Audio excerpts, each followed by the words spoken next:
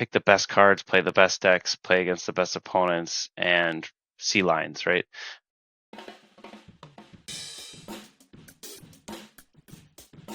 Welcome to Corran's Questions, where I ask a panel of experts the big questions about how to get better at Star Wars CCG. We recently had the US National Championship and the European Championship, as well as the World Championship, are right around the corner. So I asked our panel, how do you prepare for an event?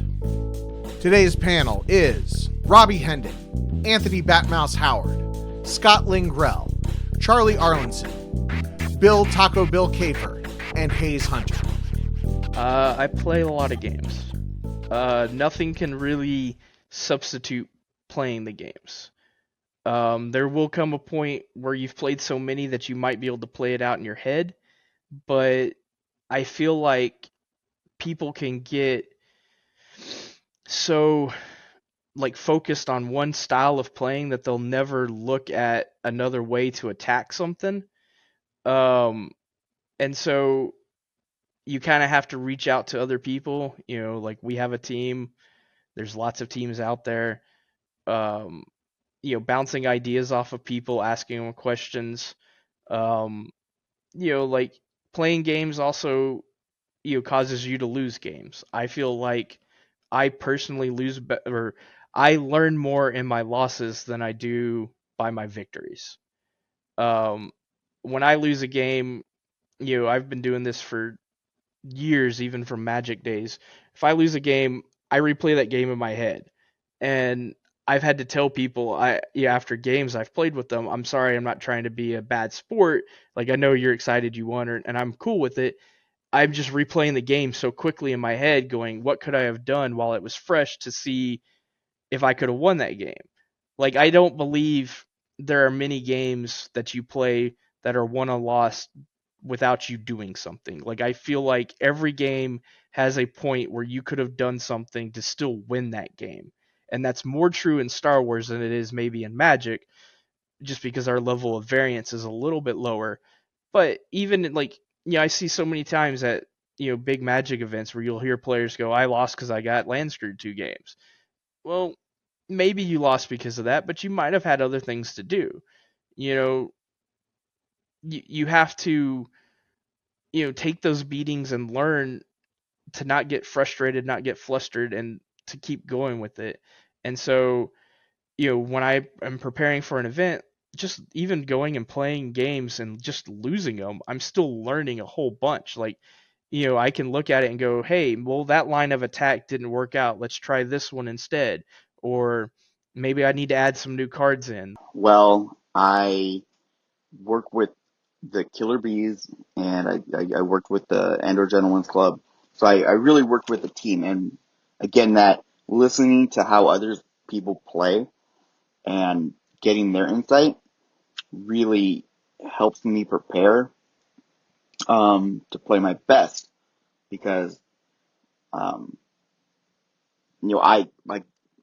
not a person that can play 150 games a week, but my team, if everybody play 5-10 games a week, if between everybody we're over 200 games a week. We see a lot. We know what's going on, and we can pick out those idiosyncrasies that maybe other people miss and help us get better. That input, the actual playing the games, is how I would best prepare myself. You learn so much from a loss, and you can't lose if you don't play. So I think the best way to prepare is to just play and figure out, because that's how you learn. That's how you get better. I know for me, it's knowing my deck. So one of the exercises I will do before the tournament, probably the day before, is I want to be able to write out every single card that's in that deck and know exactly what cards are in that deck, because things have been changing right up to that point. So I can't, if I'm trying to play a game and I'm like, oh, I got to dig for no escape, but I took no escape out. That's not helpful. So I need to know what's in that deck before I start. And then I need to run through 2 or 3 turns physically with the cards every time, because that's where I'm going to trip up in the first couple games, is just not having that muscle memory of, activating and counting and figuring out power, things like that. So I'll play a bunch of different games with a bunch of different decks too, just to kind of like keep your mind on edge, right? So like that's what I think Sam has talked about this. The day before tournaments, I already know what I'm playing typically, and I'll write out that list. So I'll just pick up whatever anybody wants to play against. I'll pick up that deck, and I'll just play 3 or 4 turns so we can get used to it, and I can also get used to then what somebody might be doing against me. And then the third thing is I want to run through just very basic matchup things, right? So if I'm talking about like a He is the Chosen One deck, I want to think about games where Luke is going to Endor and is going to hang out on Endor, and that's the game plan, versus games where he's going to go to Tatooine against Court of the Vile Gangster. He's going to go to pick a site, right? So opponent sites. Again, it's knowing what your decks do and all that great stuff. But I also had a nightmare flight into New Jersey the night before Worlds. I got there the morning of. I got into the game room 30 minutes before the event started.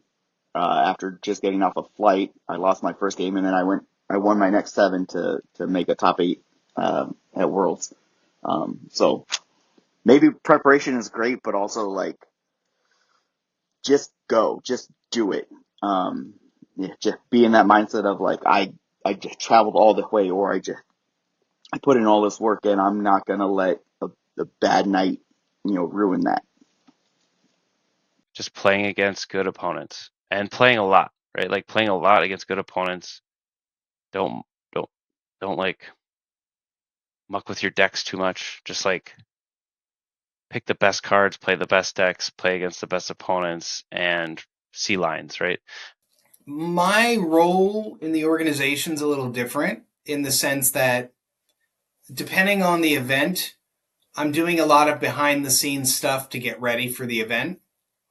So I don't have as much time to prepare as I would like. So what I will specifically do is I'll find a deck. I'll say, okay, I want to try it. I'll play some games. And then I kind of go, okay, this is really what I'm going to play.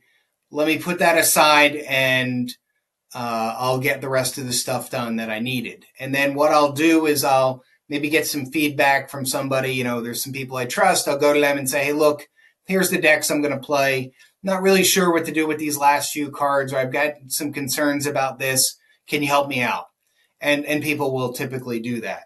My best thing is I play against myself. So I sit at my dinner table. I set up, I build all the decks I think I'm going to see at a tournament. Deck I think I'm going to play, I will play that deck against multiple times against every deck that I can think of that I already built. And so like I take the lines I think are the best for both sides. So not only am I like learning the lines for a deck I'm maybe not that comfortable with, I am also learning the lines for the deck I want to play, and then you see pitfalls, right? Like you kind of see like, man, every time I play against, I'm playing QMC versus whatever. Every time I play against this deck, odds of them just taking over the system are so high. I'm never going to beat this deck. Am I going to see it a lot? Like, is it going to be like a 20%er? Like, maybe I shouldn't play QMC, right? Like, you can see all these different things, there's different ways a tournament's going to play out just by like playing against yourself over and over again. And I would say like that has been huge for me improving and preparing for tournaments, especially. But I think the best thing you can do in general, and what I do for the time that I have, is you pick a deck, you go with it, and you're more comfortable with it, right? Because the devil you know is better than the devil you don't know.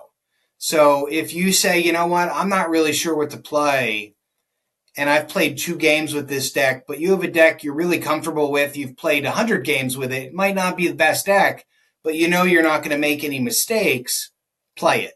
Play the one you're comfortable with. I went 8-0, I think, it was like Denver. I think it was a Denver tournament. I built map. Well, the funny thing about that tournament is I accidentally left like all my cards except for my map and my OA at home. So I didn't actually have a choice in what deck I played. I had to play map and OA, but I went 8-0 with them. But at home, I was like, no one was playing map, and I'm like, map just smashes everything right now because I had played it on my dinner table over and over again. And then when I sat down against like, the Psy or Eric Hunter or something, I had all the lines in my head because I had already played it a bunch on my dinner table, right? For the fun games and the fun events and stuff like that, go ahead and just play games intentionally play different decks. So that way, when the time comes and you're getting ready for a big event that you want to be competitive in, you have comfort level with what you want to play, and you've seen what else is out there by then to know this is really the right decision. I mean, it's nice to play against, and probably better to play against good teammates or whatever. But you don't always have that, right? Like, it's like, do they have the time? Do you have the time? This way, I can dictate when I do it. I'm just have some free time. I'm gonna sit on my, I'm gonna, like eat dinner, and I'm gonna sit at my table and just like suss out lines. And like, yeah, it's been a huge impact on preparation for sure. When you want to do your best for a tournament, you have to put in a lot of time. There's no shortcuts. It's about being intimately familiar with the meta. It's about knowing your cards and your deck backwards and forwards. It's about having the reps with the decks so as not to make careless mistakes. It's about the Michael Jordan eyes closed free throw, right? You want to visualize every matchup and know before you sit down at the table how every game is supposed to go. So scripting is a very common theme here. You want to be able to sit down, or not even sit down. You just want to be able to think about a matchup and know how the game is supposed to go, what your path of victory is, so that you're not figuring it out on the fly for the first time sitting at a tournament table. So you play like you practice. So you put in the time leading up to a tournament, you'll do well at the tournament. The tournament becomes just going through the motions. So to specifically things that you can do is you can watch a lot of games on GAMP, you can play a lot of games yourself, and you can have discussions with your friends and teammates about how things work or how things are supposed to work. And there's no replacement for time. A lot of great guidance here. I always love hearing different answers from different members of the panel. In particular, I'm not surprised that tacobill focuses on learning a variety of matchups during his prep. I'll often walk up to him during an event to ask about an upcoming matchup, and he always has a concise answer that immediately gives me an advantage. How do you prepare for events when you want to do your best? Thanks for watching, and until next time, good luck, have fun, and no reverts.